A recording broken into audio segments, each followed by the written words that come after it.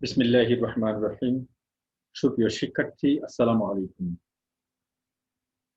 Honours চতুর্থ বর্ষের Islamic studies বিষয়ের শিক্ষার্থীদের জন্য চট্টগ্রাম কলেজ ইসলামিক স্টাডিজ বিভাগের উদ্যোগে অনলাইন ক্লাসে স্বাগত জানাচ্ছি। আমি মোহাম্মদ এরশাদুল্লাহ।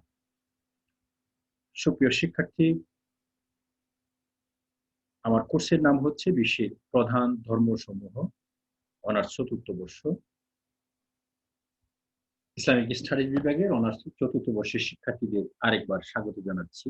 সুপ্রিয় শিক্ষার্থী, এ বিষয়ে এটি আমার দ্বিতীয় লেকচার, অর্থাৎ বিশ্বের প্রধান প্রধান ধর্ম। আমরা এর আগে তোমাদের এই বিষয়ে আরেকটি লেকচার দিয়েছিলাম।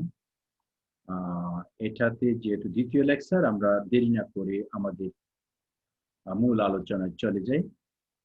আমরা আজকে যে বিষয় নিয়ে কথা বলবো, তোমরা স্লাইডে দেখতে পাচ্ছ ধর্মের উৎপত্তি সংক্রান্ত বিভিন্ন মতবাদ সমূহ, যেটা আমরা গত ক্লাসে তোমাদেরকে আভাস দিয়েছিলাম, যে বিষয়ে আমরা আজকে লেকচার উপস্থাপনা করব।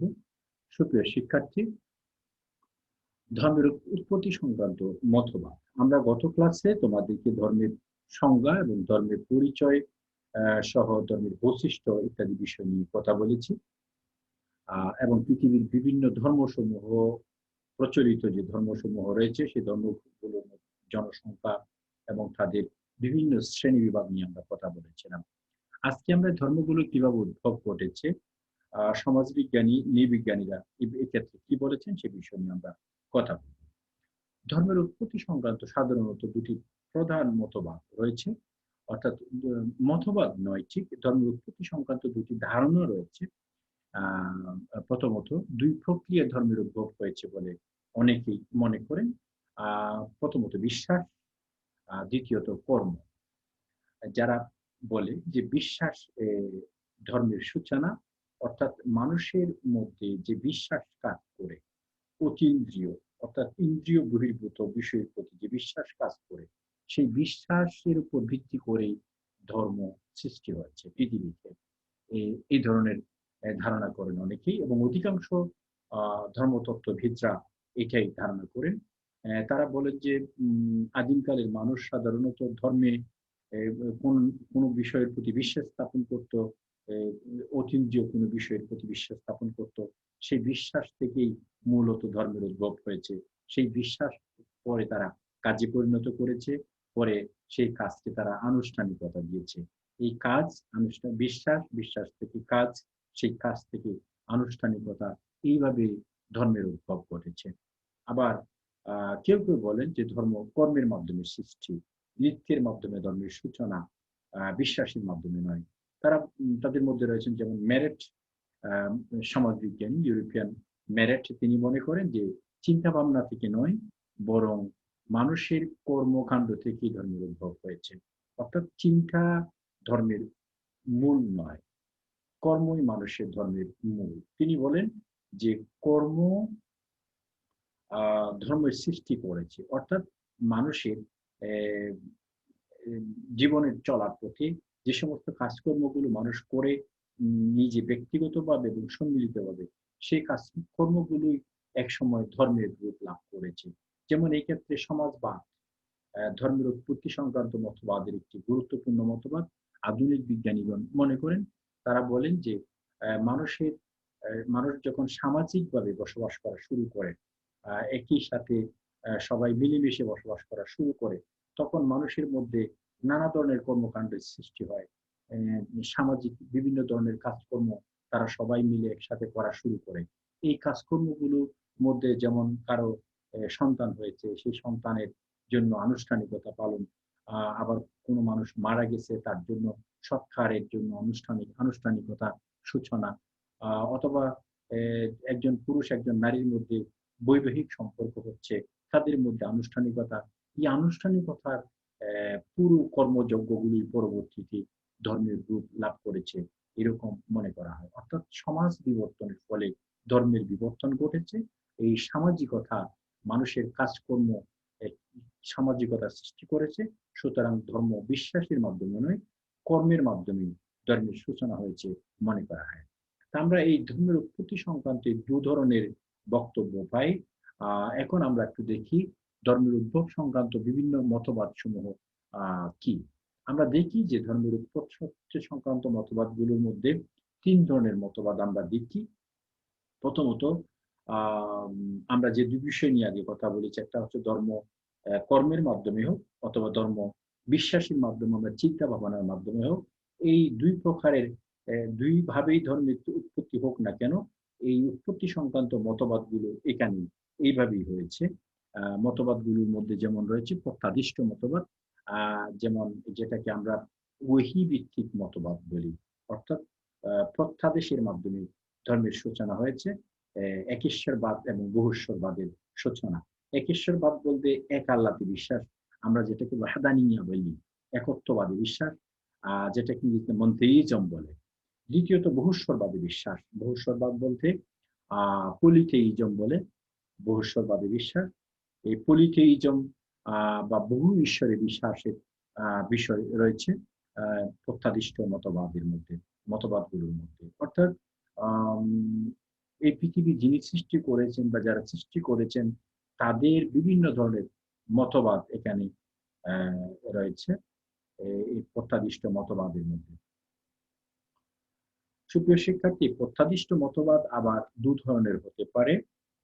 ২ ধরনের বক্তব্য রয়েছে প্রত্যাদিষ্ট মতবাদের ক্ষেত্রে। যেমন আমরা আ প্রথমত ঈশ্বরবাদের কথা বলছি। এম যেমন আল্লাহ এক, অদ্বিতীয়, স্রষ্টা এক, অদ্বিতীয় বা স্রষ্টা অনেক, অনেকের মধ্যে। তো এই স্রষ্টা মানুষের কাছে পৌঁছেছে। মানুষের কাছে তার বিধানাবলীগুলো তাদের নিজস্ব প্রক্রিয়ায় পৌঁছে দিয়েছে। এরকম মনে করা হয়। যেমন ইসলাম ধর্মের কথা বলা যায়, খ্রিস্টান ধর্মের কথা বলা যায়। এরপরে তো এখানে আমরা যেটা বলেছি যে স্রষ্টা মানুষের কাছে পৌঁছেছে, প্রত্যাদিষ্ট মতবাদের এটা একটি ধরন। দ্বিতীয় একটি ধরন রয়েছে এই প্রত্যাদিষ্ট মতবাদের, সেটা অষ্টাদশ শতাব্দীতে বেশ জনপ্রিয়তা লাভ করে। আম যেটাকে অতিবর্তী ঈশ্বরবাদ বলা হয়। অতিবর্তী ঈশ্বরবাদ হচ্ছে আ মানুষ চিন্তা গবেষণা করে ঈশ্বর পর্যন্ত পৌঁছেছে, এরকম মনে করা। মানুষ স্রষ্টা মানুষের কাছে পৌঁছেনি। মানুষ চিন্তা ভাবনা করে অতিবর্তী হয়ে স্রষ্টা সংক্রান্ত বিষয়ে আইডিয়া লাভ করেছে। এরকম ধারণা অষ্টাদশ শতাব্দীতে এটাকে অতিবর্তী ঈশ্বরবাদ বলা হয়।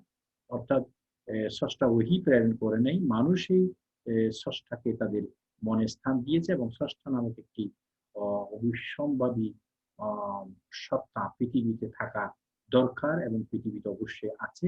এরকম মনে করে মানুষ আ ইস ঈশ্বরবাদে বিশ্বাস করেছে বা স্রষ্টাবাদে বিশ্বাস করেছে। এখানেও ২ টি মূলনীতি রয়েছে। একটাতে বলা হয় যে স্বাভাবিকভাবেই আত্মা অবিনশ্বর, আত্মা সংক্রান্ত বিষয় সেই আত্মার স্রষ্টা হচ্ছে ঈশ্বর, তিনি মহাত্মা, এরকম ধারণা করা। আ এইভাবে এক স্রষ্টার প্রতি বা মনথেইজমের প্রতি বিশ্বাস স্থাপন করা। দ্বিতীয়টা হচ্ছে আ বিভিন্ন আ পুরোহিতরা বা খ্রিস্টান পুরোহিত বা হিন্দু পুরোহিতরা বা এই ধরনের ধর্ম ব্যাখ্যারা তাদের আচরণগত বা অ অ অনুষ্ঠানগত সুবিধার জন্য তারা ধর্মের সৃষ্টি করেছে। এরকম একটি মতবাদ রয়েছে। এরকম একটি বক্তব্য অষ্টাদশ শতাব্দীতে আমরা বিভিন্ন ধর্মবিজ্ঞানীদের কাছ থেকে দেখতে পাই। তো প্রিয় শিক্ষার্থী, প্রত্যাদিষ্ট মতবাদ এর ধর্মগুলোর কথা আমরা বলেছি গত ক্লাসে। যেমন ইসলাম, খ্রিস্টান, ইয়াহুদি এই ধর্মগুলো প্রত্যাদিষ্ট, যেমন হিন্দুইজম এগুলো প্রত্যাদিষ্ট মতবাদ হিসেবে সুপ্রতিষ্ঠিত। তারপর আমরা দ্বিতীয়ত ধর্মের উৎপত্তি সংক্রান্ত যে মতবাদ পাই তার মধ্যে হচ্ছে প্রেতাত্মাবাদ। Spiritual a believe in spiritual beings, প্রেতাত্মা আর বিশ্বাস করা। প্রেতাত্মা বলতে আত্মার আ আত্মার অপভ্রংশ, যেটা মানুষের কাছ থেকে বা যেকোনো জীবের কাছ থেকে বের হয়ে যায়, সেই বের হওয়ার পরে সেটা প্রেতাত্মায় পরিণত হয়। এরকম একটি মতবাদ যেমন গোস্ট থিওরি বলা হয় এটাকে। এই প্রেতাত্মা থেকেই ধর্মের উদ্ভব হয়েছে বলে অনেকেই মনে করেন।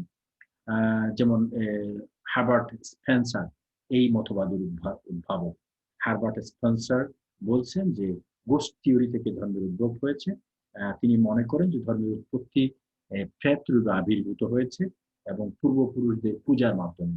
মানুষ যখন আদিমকালে তাদের বাসস্থান থেকে বের হতো একাকী, এই মহাবিশ্বে তারা একাকিত্ব অনুভব করত, তাদের মধ্যে ভয় জাগত। সেই ভয়, অজানা ভয়টা তারা পরবর্তীতে এই ভয়টাকে তারা প্রেতাত্মা হিসেবে চিহ্নিত করত। তারপর তারা এই প্রেতাত্মাকে ভয় পাওয়া শুরু করলো। তারা মনে করলো যে এরকম একটা কিছু রয়েছে যেটা আমাদেরকে ভয় দেখাচ্ছে, মানুষকে ভয় দেখাচ্ছে। সুতরাং এই প্রেতাত্মাকে খুশি করতে হবে, এটা মানুষের ক্ষতির কারণ, অথবা এটাকে সন্তুষ্ট করলে মানুষের উপকারের কারণ। এই প্রেতাত্মাকে সন্তুষ্ট করতে গিয়ে মানুষ নানা ধরনের আনুষ্ঠানিকতা পালন করছে, তাকে খাবার দিয়েছে বিভিন্ন জায়গায়, তাকে সন্তুষ্ট করার জন্য নানা ধরনের কর্মযজ্ঞ পালন করেছে, আগুন জ্বেলেছে, প্রেতাত্মা সন্তুষ্ট হওয়ার জন্য যা যা করা দরকার এইসব কাজকর্মগুলো তারা করেছে। এইভাবে পরবর্তীতে ধর্ম তাদের শাখা প্রশাখা মেলে বিস্তার ঘটে, পরবর্তীতে মহীরূহ আকার ধারণ করেছে। এইভাবে ধর্মের উদ্ভব ঘটেছে বলে মনে করেন। আর নৃতাত্ত্বিক মতবাদ ৩ নাম্বার, যেটা সবচেয়ে জনপ্রিয় মতবাদ বলা হয়। ধর্মের উৎপত্তি সংক্রান্ত নৃতাত্ত্বিক মতবাদ মানুষ সংক্রান্ত, মানুষকে গবেষণা করে এই ধর্মের উদ্ভব হয়েছে মনে করা হয়। এই নৃতাত্ত্বিক মতবাদগুলো অনেক ধরনের, যেমন সর্বেশ্বরবাদ, যেটাকে ইংরেজিতে এনিমিজম বলে, মহাপ্রাণবাদ, যেটাকে ইংরেজিতে এনিমিথিজম বলে, আর নাম্বার হচ্ছে টোটেম বা টোটেমবাদ, আর চেবু, এটাও ধর্মের উৎপত্তি সংক্রান্ত মতবাদ। তারপরে মনা, ধর্মের উৎপত্তি সংক্রান্ত মতবাদ। তারপর রয়েছে জাদুবিদ্যা। আমরা এর আগে সমাজবাদ কে ধর্মের উৎপত্তি সংক্রান্ত মতবাদী হিসেবে চিহ্নিত করেছি। প্রিয় শিক্ষার্থী, এই হচ্ছে ধর্ম উৎপত্তি সংক্রান্ত নৃতাত্ত্বিক মতবাদ, যেগুলো সবগুলো ব্যাখ্যা এবং বিশ্লেষণের অবকাশ রাখে। সর্বপ্রাণবাদ নিয়ে আমরা প্রথমে একটু কথা বলি, যেটাকে এনিমিজম বলছি আমরা। সর্বপ্রাণবাদ কাকে বলে? এখানে সর্ব এবং প্রাণ, এই দুটি শব্দ নিয়ে সর্বপ্রাণ, তারপর এটার সাথে বাদ, যেটাকে ইজম বলা হয় ইংরেজিতে, এনিমিজম। আমরা এটা একটু দেখি। এই যে সর্বপ্রাণবাদের উদ্গাথা, প্রথমত যিনি সর্বপ্রাণবাদকে ধর্মের উৎপত্তি সংক্রান্ত মতবাদ হিসেবে চিহ্নিত করেছেন, তিনি হচ্ছেন ইভি টেইলর। টেইলর একজন সমাজবিজ্ঞানী এবং এর সাথে ধর্ম নিয়ে গবেষণা করেছেন। তিনি বলছেন যে সর্বপ্রাণবাদ হচ্ছে ধর্মের উৎপত্তি সংক্রান্ত মতবাদ। যেমন আমরা উল্লেখ করেছিলাম যে প্রাইমেটিক কালচার, 1981 সালে প্রকাশিত যে প্রাইমেটিক কালচার, যেটা লিখেছেন যে ইভি টেইলর, সেখানে ধর্মের সংজ্ঞা তিনি দিয়েছিলেন যে religion is the believe in spiritual beings. তিনি বলছেন প্রেতাত্মায় বিশ্বাস করার নাম, আত্মায় বিশ্বাস করার নাম হচ্ছে ধর্ম। তিনি এইখানে সর্বপ্রাণবাদকে ধর্মের উদ্ভব সংক্রান্ত মতবাদ হিসেবে চিহ্নিত করেছেন। এখন আমরা একটু দেখি যে সর্বপ্রাণবাদ বা এনিমিজম কাকে বলে। শব্দটি এনিমিজম এনিমা থেকে আসছে, যেটা ল্যাটিন এনিমা বলা হয়, ল্যাটিন ভাষা। আর এই ল্যাটিন ভাষায় এনিমা শব্দের আলাদা অর্থ রয়েছে। এনিমা শব্দের অর্থ হচ্ছে ইংরেজিতে সাউল বা আত্মা, অথবা প্রেতাত্মা, গোস্ট, এরকম অর্থে ব্যবহৃত হয়। আর সাধারণত সোল বা গোস্টে বিশ্বাস করার নামই হচ্ছে সর্বপ্রাণবাদ।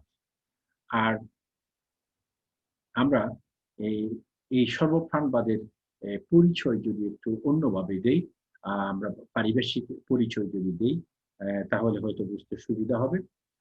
সাধারণত মানুষের আত্মা রয়েছে, এই আত্মা অবিনশ্বর মনে করা হয়।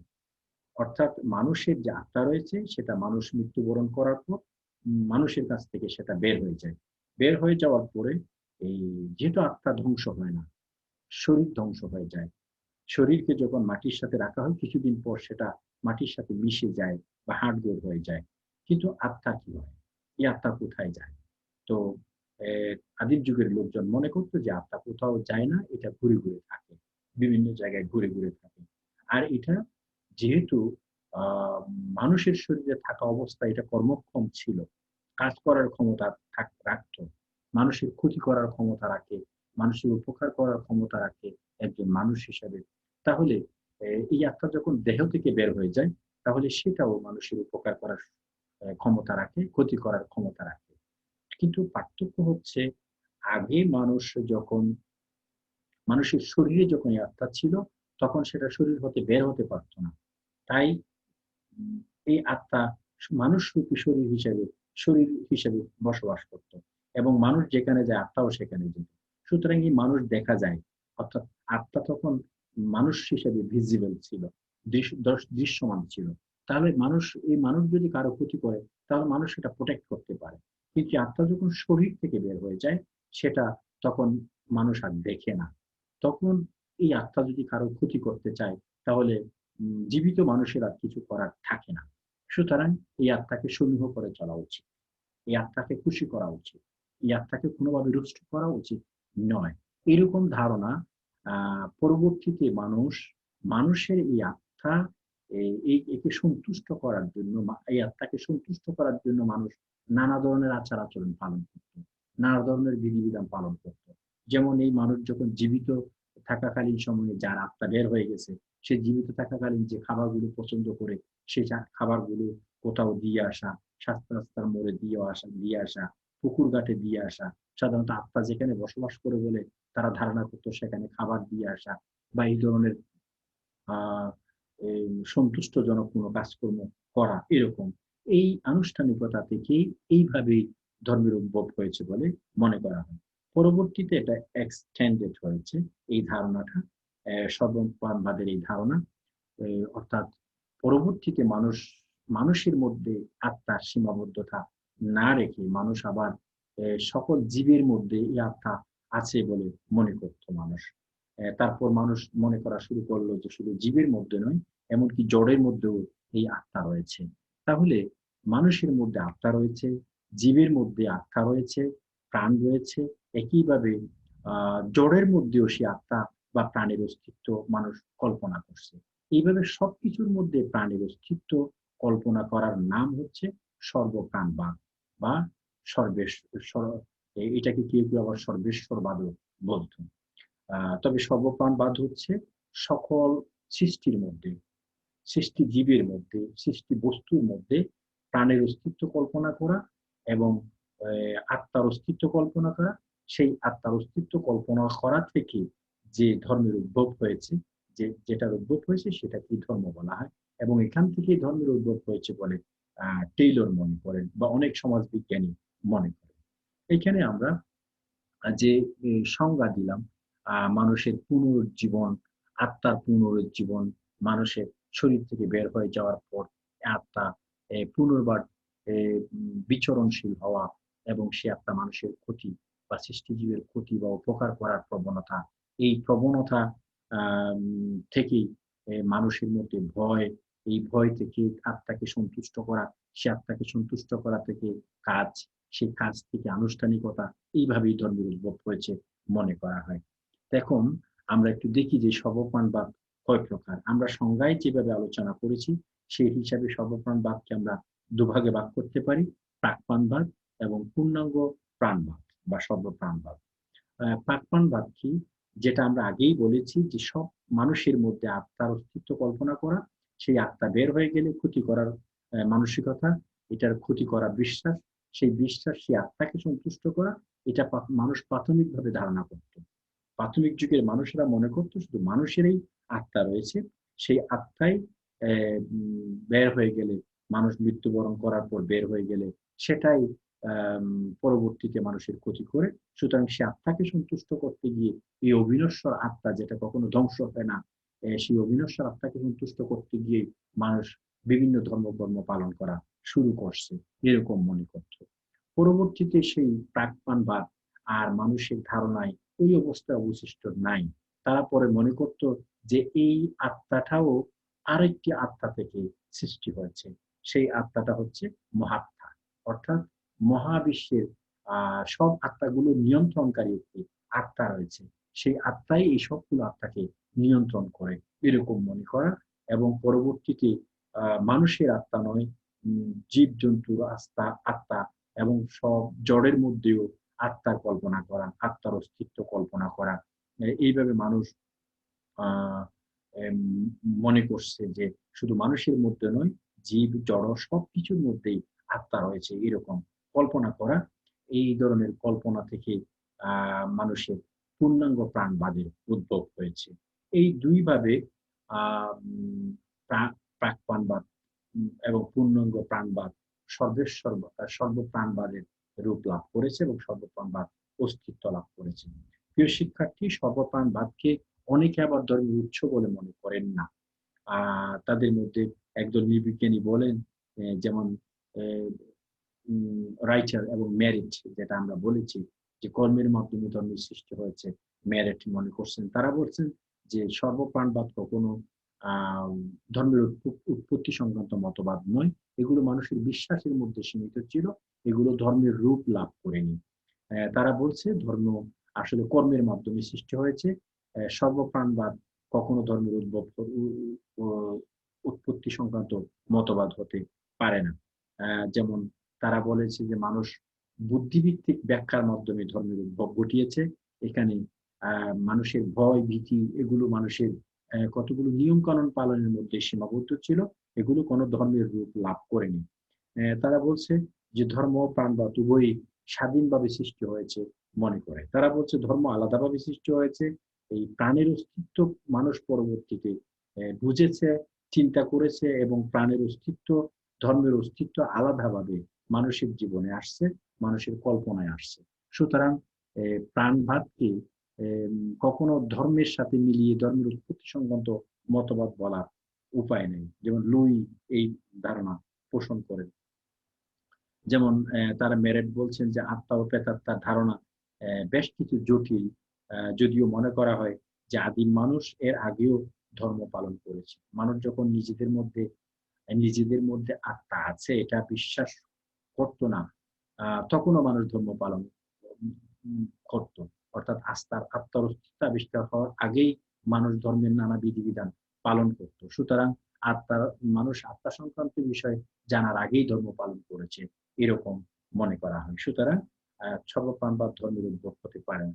কিন্তু ডিনিয়াল এডওয়ার্ড এর মতে যে সর্বপ্রাণবাদ ধর্মের উৎস, এরকম কোনো প্রমাণ না মিললেও আমরা এটাকে ধর্মের উৎস বলতে পারি।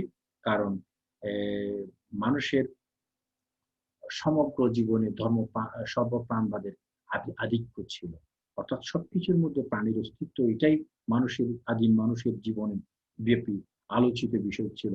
সুতরাং এই হিসাবে আমরা এটাকে প্রমাণ করতে না পারলেও আমরা এটা বলতে পারি যে এটা ধর্মের উৎস হতে পারে, এবং ধর্মের উৎস সংক্রান্ত মতবাদ হতে কোনো সমস্যা নেই। এই হচ্ছে মোটামুটি সর্বপ্রাণবাদ। এবার আমরা একটু দেখি মহাপ্রাণবাদ কি। ধর্মের উৎস সংক্রান্ত মতবাদের মধ্যে যেমন নৃতাত্ত্বিক মতবাদ নিয়ে আমরা আলোচনা করছি। এই নৃতাত্ত্বিক মতবাদের মধ্যে মহাপ্রাণবাদ কাকে বলে?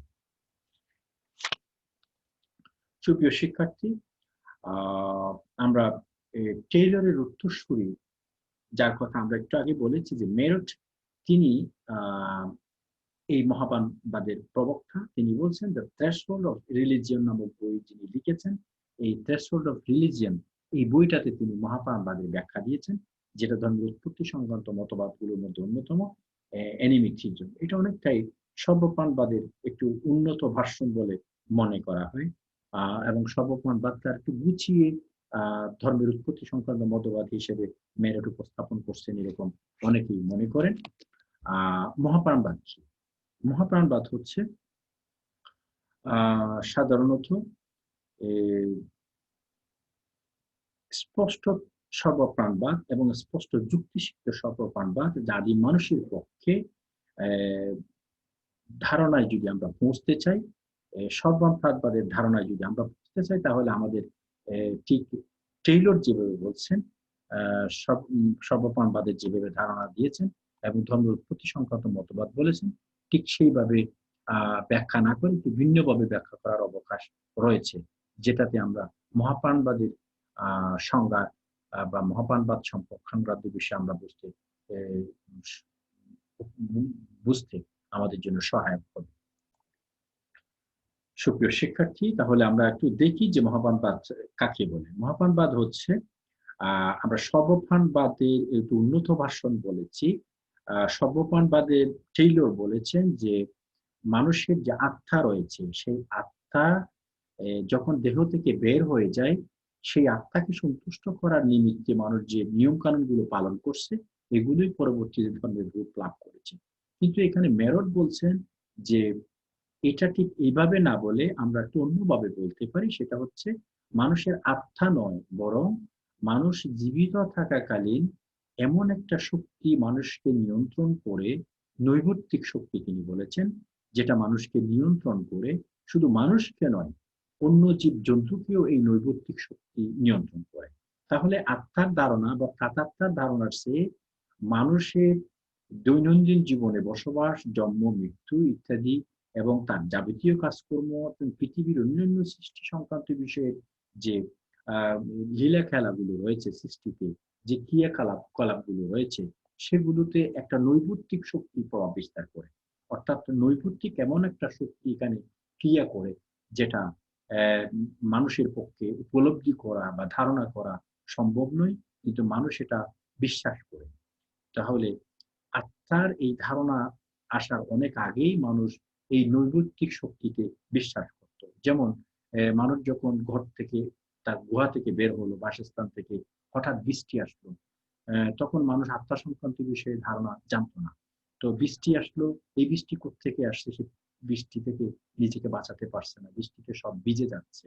তখন সে দৌড়াদৌড়ি করছে, এদিক ওদিক করছে, কিন্তু বৃষ্টি থামছে না। নানাভাবে বৃষ্টি থামানোর চেষ্টা করছে, থামে না। তাহলে সে মনে করে যে এই বৃষ্টির নিশ্চয়ই অনেক ক্ষমতা, সেই বৃষ্টি নিয়ন্ত্রণকারী কিছু একটা আছে, না হলে এই বৃষ্টি কোত্থেকে আসবে। আবার যখন জোরে প্রচন্ড বাতাস বয়, তখন মানুষ মনে করত যে এই বাতাস কোত্থেকে আসছে, এগুলো তো বেশ ক্ষতিকর, সবকিছু উড়িয়ে নিয়ে যাচ্ছে, এই বাতাস থেকে বাঁচার কোনো উপায় তার ছিল না। তখন সে অসহায়ের মতো শুধু বাতাসের দিকে, ঝড়ের দিকে তাকিয়ে থাকতো। তো এখানে এগুলো থেকে প্রোটেক্ট করার তার কোনো উপায় নাই, তার এমন কোনো শক্তি নাই যে বাতাস বা ঝড় থেকে সে নিজেকে বাঁচায়। এরকম প্রাকৃতিক দুর্বিপাক গুলো যখন মানুষের জীবনে আসছে আদিমকালে, তখন মানুষ ধারণা করতো যে এমন কিছু আছে, এমন কোনো ক্ষমতা আছে, যেটাকে নৈর্ব্যক্তিক শক্তি বলা হয়, যেটা মানুষের উপর প্রভাব বিস্তার করে, মানুষের উপর ক্ষমতা প্রয়োগ করতে পারে, এমনকি পুরো সৃষ্টি জগতের উপরে ক্ষমতা প্রয়োগ করতে পারে। এইরকম সবকিছুর উপর ক্ষমতা প্রয়োগ করার একটা মহা প্রাণ রয়েছে, যেই প্রাণ থেকে, যে প্রাণের প্রতি মানুষের ভয়, যে প্রাণের প্রতি মানুষের আবেগ, যে প্রাণের প্রতি মানুষের ভালোবাসা, সেই ভয়, আবেগ এবং ভালোবাসা মানুষকে সেই প্রাণের প্রতি শ্রদ্ধায় অবনত হওয়ার বিষয় শিখিয়েছে। সেই শ্রদ্ধায় অবনত হয়ে মানুষ কি করে, সেই প্রাণকে সন্তুষ্ট করতে চায়, সে মহাপ্রাণকে সন্তুষ্ট করতে চায়, সেই নৈর্ব্যক্তিক শক্তিকে মানুষ সন্তুষ্ট করার বিভিন্ন ধরনের ক্রিয়াকলাপ করে থাকে। সেই সেই সেই কর্মকাণ্ড, ক্রিয়াকলাপ, সেই বিশ্বাস থেকে কর্ম, কর্ম থেকে পরবর্তীতে আনুষ্ঠানিকতায় পরবর্তীতে ধর্মের রূপ লাভ করেছে বলে মেরট মনে করেন। তাহলে মহাপ্রাণ হচ্ছে এক মানুষের বা সৃষ্টি জগতের উপর এক নৈর্ব্যক্তিক শক্তি। সেই নৈর্ব্যক্তিক শক্তি পরবর্তীতে মানুষের উপর প্রভাব বিস্তার করছে। এই নৈর্ব্যক্তিক শক্তিকে সন্তুষ্ট করার নিমিত্তে মানুষ নানা ধরনের ক্রিয়াকলাপ করেছে। এই ক্রিয়াকলাপ পরবর্তীতে আনুষ্ঠানিকতা, ধর্মের রূপ লাভ করেছে। এখান থেকে ধর্মের উদ্ভব হয়েছে বলে মেরট মনে করেন। প্রিয় শিক্ষার্থী, আমরা এই ধরনের ধর্মের উৎপত্তি সংক্রান্ত মতবাদগুলো উপজাতীয়দের বিশ্বাস, ধর্ম বিশ্বাসে এখনো আমরা পাই। এবং এখনো বড় বড় ধর্ম, পৃথিবীতে যে ধর্মগুলো রয়েছে, বৃহৎ ধর্মগুলো, প্রধান প্রধান ধর্মগুলো, সেগুলোর কিছু কিছু বিশ্বাসে এই মহাপ্রাণবাদ এবং সর্বপ্রাণবাদের উদাহরণগুলো আমরা খুঁজে বের করতে পারি। আমরা দুটি বিষয় নিয়ে, ধর্মের উৎপত্তি সংক্রান্ত বিষয়ে আমরা যে অনেকগুলো বিষয়ের কথা বলেছিলাম, নৃতাত্ত্বিক মতবাদগুলো, তার মধ্যে সর্বপ্রাণবাদ এবং মহাপ্রাণবাদ নিয়ে আমরা কথা বলেছি। আগামী ক্লাসে আমরা টোটেম, ট্যাবু, মনা ইত্যাদি বিষয়গুলো নিয়ে কথা বলবো। আশা করছি তোমরা এই ক্লাসে অংশগ্রহণ করবা। আর আজকের ক্লাস আশা করছি তোমরা উপলব্ধি করতে পেরেছো। আমরা এখানে আজকে ক্লাস শেষ করতে চাচ্ছি। ওয়া মা তৌফিকি ইল্লা বিল্লাহ। আসসালামু আলাইকুম ওয়া রাহমাতুল্লাহি ওয়া বারাকাতুহু।